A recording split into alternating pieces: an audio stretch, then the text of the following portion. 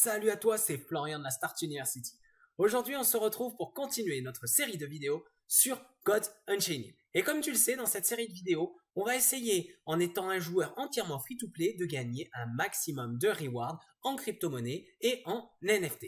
Et pour ce faire, eh bien, contrairement à des joueurs qui vont avoir investi de l'argent, qui vont avoir acheté des cartes payantes, des NFT, eh bien, notre seule arme va être la connaissance du jeu, notre macro games.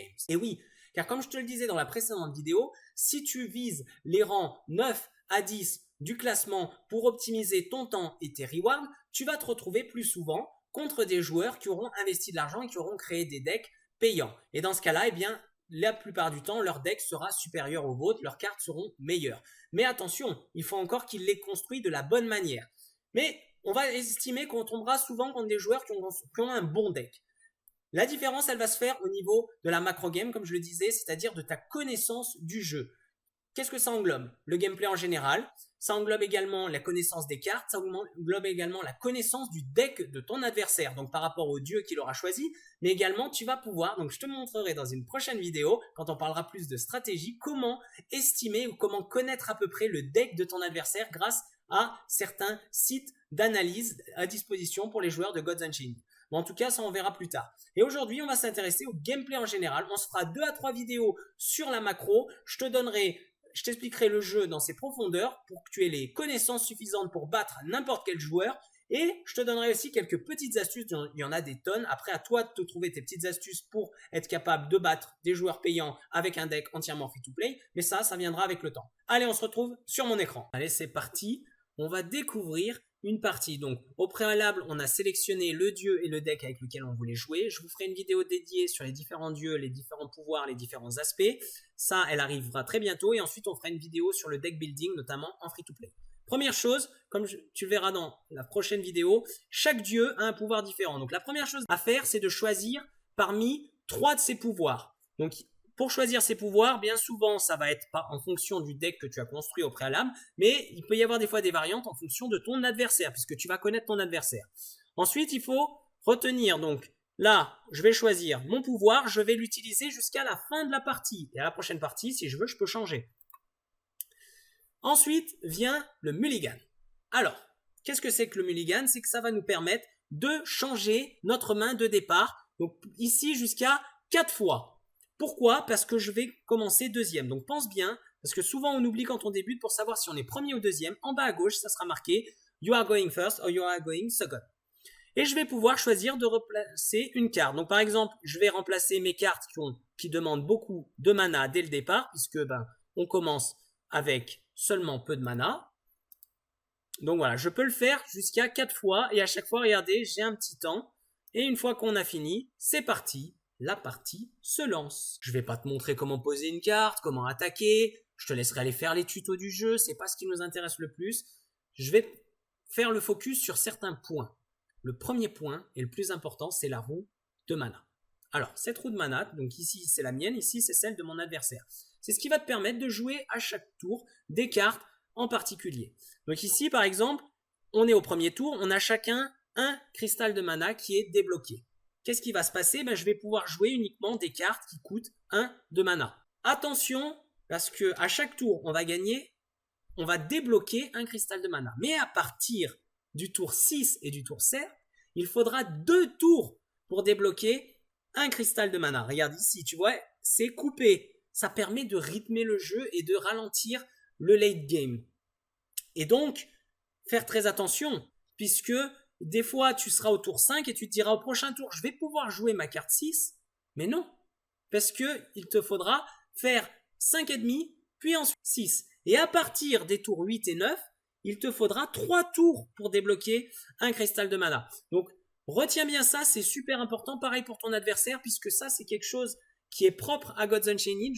Dans Hearthstone, par exemple, on n'a pas ce système. Et quand tu viens d'autres TCG, tu te fais très souvent avoir. Une autre particularité, c'est que tu vas avoir des cristaux de mana joker. Ils appellent ça des small bag of tricks. Donc tu vois ici, moi j'en ai 3. À chaque tour, je vais avoir le choix, si je veux, je peux en utiliser un pour me débloquer un cristal de plus. Et du coup, ici, là, j'ai pas de carte 1, je peux me permettre de l'utiliser. Regarde, je vais débloquer. Maintenant, je peux jouer des cartes 2 et je vais pouvoir poser une carte. À savoir, chose très importante, lorsque vous commencez en second, vous aurez 3 jokers, 3 cristaux de mana bonus que vous pouvez utiliser quand vous le voulez durant chaque tour. Attention, on ne peut en utiliser qu'un par tour. Et si on commence premier, comme le jeu estime que vous avez un avantage dès le départ, et bien vous n'aurez qu'un seul small bag of tricks, qu'un seul mana bonus. Et ces mana bonus, vous pouvez les utiliser quand vous voulez. Par exemple, ici, là, je suis au tour 4. Je veux obtenir une carte niveau 5 pour clutch mon adversaire. Je vais jouer cette carte. Je vais clean, double clean 5 et lui tuer son monstre 3. Bon, c'est pas forcément le plus optique, c'est juste pour vous faire comprendre le mana. Alors attention, maintenant, une erreur que vous ferez tous lorsque vous allez débuter God Unchained. Regardez ici, je suis au tour 5. Ah, j'aimerais jouer une carte 6. Bon, là en l'occurrence, j'ai pas de carte 6. Mais attention, si j'utilise mon bonus, et oui, il ne fallait pas oublier qu'ici, il nous faudra 2 cristaux pour unlock le prochain. Et comme en plus, ça s'unlock juste à ce tour-ci, eh bien au prochain tour, regardez, si je passe, je me retrouve à nouveau à 5 et au prochain tour, je serai encore à 5,5. Il faudra que j'attende 2 tours et en plus, j'aurai gaspillé un small bag of tricks. Donc faites très très attention, d'accord? Toujours faire très attention à ça puisque vous allez vous retrouver bien souvent, vous allez vous faire avoir surtout quand on débute. Voilà, là je suis toujours en 5,5, vous voyez, il se remplit progressivement et là seulement à partir du prochain tour, je vais me retrouver à 6. Et pour finir, l'une des mécaniques que j'estime les plus importantes, d'accord, pour Gods Unchained et l'une de mes mécaniques préférées en tant que joueur free-to-play, c'est le sanctuaire. Donc voilà, c'est ces cartes à droite. Et ici, regardez, c'est ce petit je ne sais pas quoi, c'est ce qu'ils appellent les faveurs. Donc ici, ce sont les faveurs de mon adversaire, ici, ce sont mes faveurs.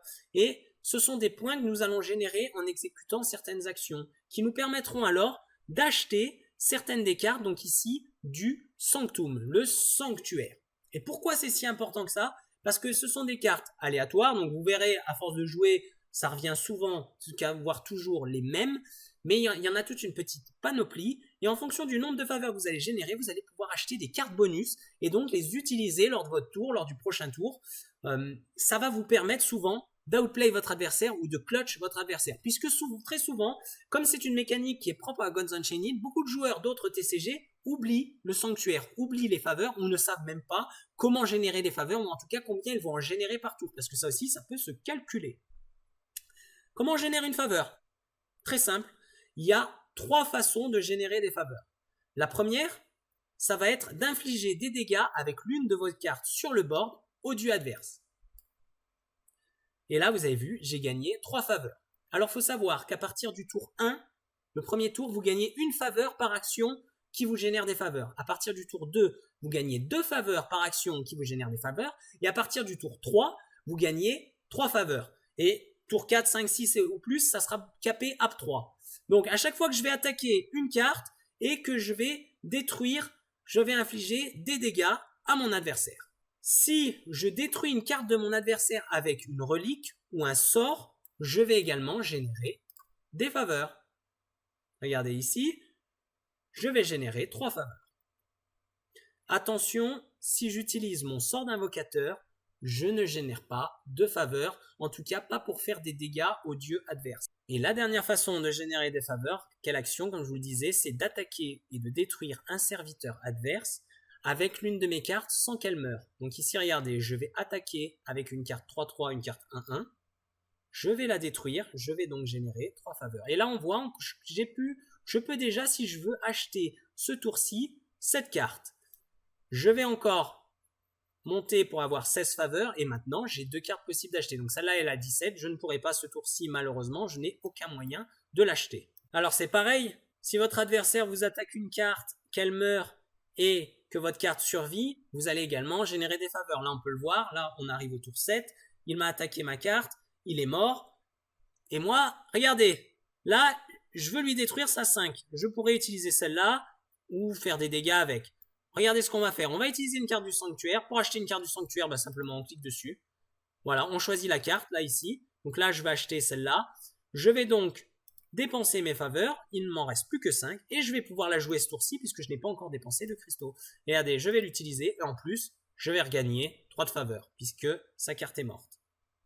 Attention, regardez, je vous donne un autre exemple. Ici, je vais lui détruire sa carte, mais ma carte va se détruire aussi, donc je n'ai pas gagné de faveur. Par contre, lui, il a gagné des faveurs avant, lorsque ma carte s'est détruite contre la sienne. Pareil, une autre façon de générer des faveurs, donc en détruisant les cartes des adversaires ou en attaquant votre adversaire, donc notamment avec des reliques. Donc ça fonctionne exactement comme des sorts. On attaque et ici, on va générer des faveurs.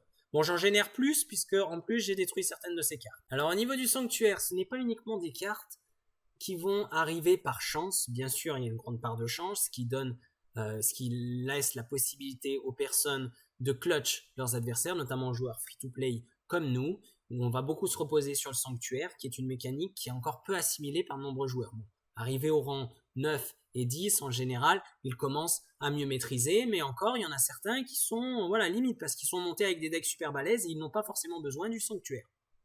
Il y a plusieurs façons de voir le sanctuaire.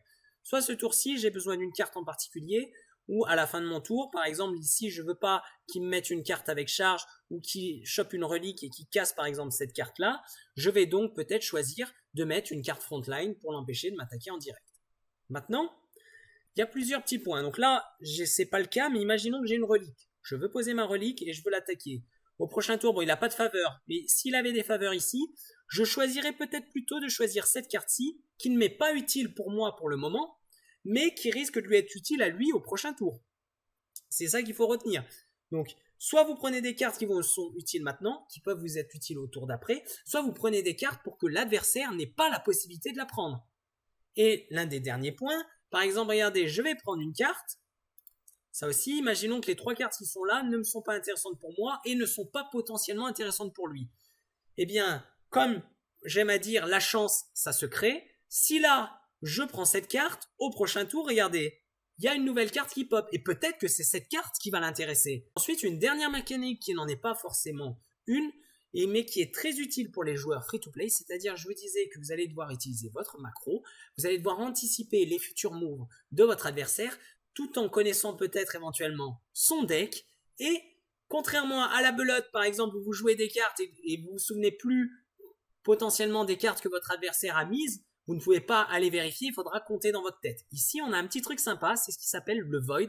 Donc, à la base, il n'est pas fait pour ça. Il va être fait pour faire différentes interactions. Il y a certaines cartes qui vous permettra d'invoquer, de réinvoquer les monstres du Void, ou réutiliser certaines cartes du Void, ou carrément les détruire.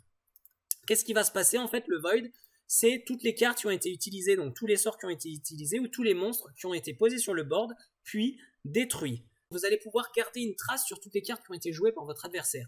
Et par ce biais-là, vous allez alors pouvoir anticiper les futures cartes qu'il peut potentiellement piocher en fonction des cartes qu'il a dans la main, des cartes qu'il a ici, et du mana auquel il est actuellement, ou en tout cas auquel il sera au prochain tour, et peut-être en anticipant ces small bag of tricks. D'accord? Ça va vous permettre d'établir des probabilités, et en tant que joueur free-to-play, ça va vous permettre de clutch vos adversaires, puisque vous allez pouvoir anticiper sur les prochains moves les probabilités qu'ils puissent jouer tel ou tel coup, et donc vous allez jouer en fonction. Eh bien, c'est tout pour la vidéo d'aujourd'hui. J'espère qu'elle t'a plu. Si c'est le cas, n'hésite pas à liker et à t'abonner. Et puis on se dit à très bientôt pour du contenu sur Gods Unchained.